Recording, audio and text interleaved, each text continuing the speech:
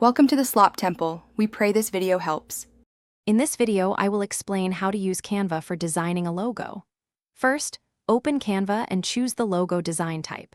You can start with a blank canvas or browse through thousands of pre-made templates to find inspiration. Consider your brand's aesthetic and target audience when making your initial selection. This foundational step sets the stage for your entire design process, ensuring a cohesive and impactful final product.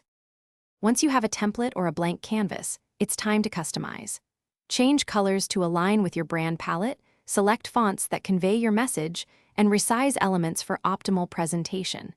Canva provides a vast array of icons, illustrations, and photos to enhance your design. Don't hesitate to experiment with different arrangements. A well-balanced layout is crucial for a professional appearance.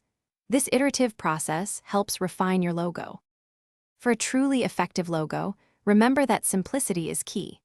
A clean design is more memorable and adaptable across various applications, from social media profiles to printed merchandise. Always check for scalability. Your logo should look sharp whether it's a tiny favicon or a large billboard. When you're satisfied, download your logo in high-resolution formats such as PNG with a transparent background or SVG for vector quality. This ensures professional output. Before finalizing, take a moment to review your logo for any last-minute adjustments or errors. Check for consistent spacing, alignment, and color accuracy.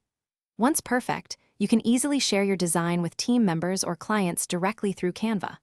For external use, download your logo in the appropriate file format. And hey, if you're looking to upgrade your home, check the description for a link to the Shark AI Ultra Robot Vacuum and other great deals. It's a fantastic way to keep your space pristine while you focus on your creative projects. Thanks for watching. Consider subscribing if we helped you.